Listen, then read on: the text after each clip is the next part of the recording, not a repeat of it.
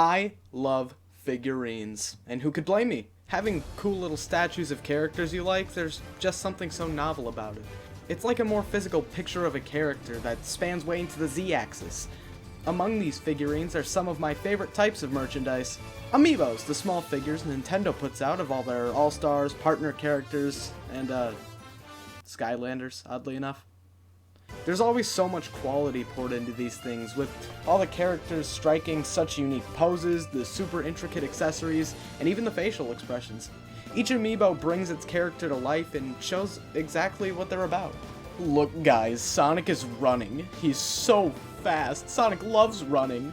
Amiibos were the only lineup that survived the infamous Toys to Life phase, alongside the long-dead Disney Infinity, LEGO Dimensions, and, saddest of all, Sick Bricks.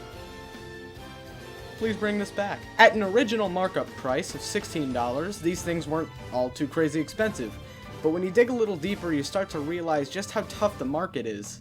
The Amiibo shortages, where they were dramatically under-distributed in the United States, but were plentiful in Europe. Right out of the gate, the first waves of Amiibo flew off shelves, and it quickly became increasingly hard to find the ones you wanted. No, not my Wii Fit Trainer Amiibo! Nintendo actually responded to the outcry of Amiibo shortages with two solutions.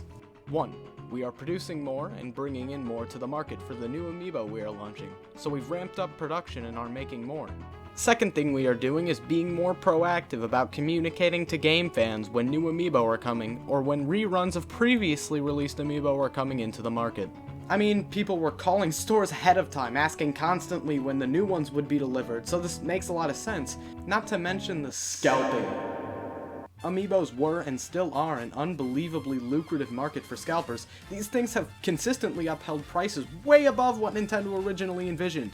Sure, there are a few below market value, like WiiU, Lucas, the entire Animal Crossing lineup, but those are a lucky minority, as almost every Amiibo out there you'll never see in stores, are hard to come by online, and when you do find them online, are extraordinarily expensive. I mean, just look at some of these prices. Corrin alone goes for $50 on average, and that's male Corrin. Good luck finding a female Corrin for anything less than your hospital bill.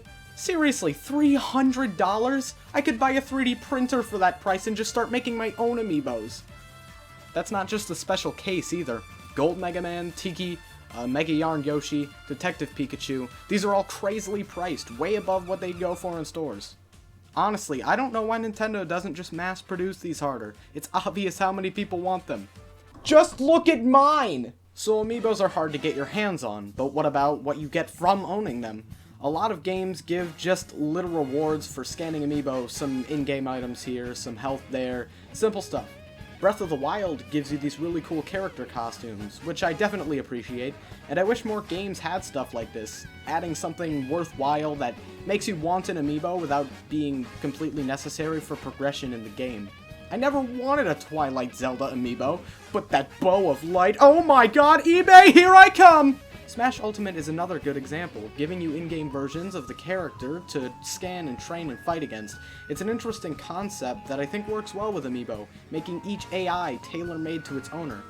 And that's what I think is so special about it. Everyone's Amiibo collection is different, and an expression of their interests and favorite Nintendo characters. Sure, I love Mega Man, but someone else might love Wii Fit Trainer, as much as I don't want to believe it. Sometimes it doesn't even matter if you like the character. I buy a lot of Amiibos just because they look cool. Oh my god, it's Illuma! Take my money! And so here comes my Amiibo collection, which ones I have and why I have them. Mario Amiibos. I like Mario and want to own several different versions of Mario. Zelda Amiibos. I like Zelda and want to own all those sweet Amiibo costumes. Splatoon Amiibos. I really don't know. I own 5 Inkling Amiibos. I don't even play Splatoon. Everything else, either a Smash Bros character I wanted, or a fun gimmick. Speaking of gimmicks, every now and then Nintendo puts out an Amiibo that stands out from the rest. I find these to be great ideas a lot of the time. The Yarn Yoshis are a great example. Made entirely out of wool, this is just so cool. The Guardian, those posable legs are the selling point. Skylanders. While these do stand out, none of them are so different that they don't feel like Amiibo, which is important. Every now and again we'll get these Amiibo from different third-party publishers, which is nice for some variety, and to break away from the fact that there's 9 versions of Mario. The Dark Souls one always comes to mind. The pose is hilarious, and this character is just so stylistically different from all the other amiibos that it can't help but stand out. There's also the Loot Goblin, Shovel Knight amiibos. There's almost as many Monster Hunter amiibos as I have pairs of pants. And then there's amiibo cards. These don't matter. But seriously, the reason Amiibo have stuck around so long isn't even because of their in-game functionality. It's because this one's Link and he's cool. Oh, and this one's Pikachu and he's cool. And oh my god, you're telling me there's a Pac-Man one? There's never been such readily available figures of all these great Nintendo characters, and Dark Pit. Amiibos are a high-quality product for a decent starting price that gives people a game-ready replica of their favorite video game character. So whether you're an avid collector, only bought one, or just like training Smash Ultimate Amiibo, there's really something in it for just about anyone. And I think that if Nintendo just pushes production a little harder, they could totally thrive for many more years to come. You know, after looking at all these Amiibo and figuring out just why I like them so much, I feel as though I'm ready to make a big purchase, so I'm actually here on eBay and I'm just about to catch a huge deal. Jigglypuff Amiibo, you are about to be mine. Well, it does kind of suck to be homeless now, but at least I got the Amiibo. What? I wanted a second one.